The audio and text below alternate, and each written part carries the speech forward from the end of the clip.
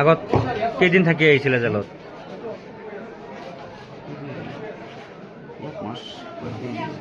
1 মাহ 10 দিন। ড্ৰাগছৰ কেছতে গৈছিলে, আকৌ আহি এইটো ব্যৱসায় কৰি আছে। ব্যৱহাৰ কৰা নাই, খাই আমি বিক্ৰী কৰা নাই।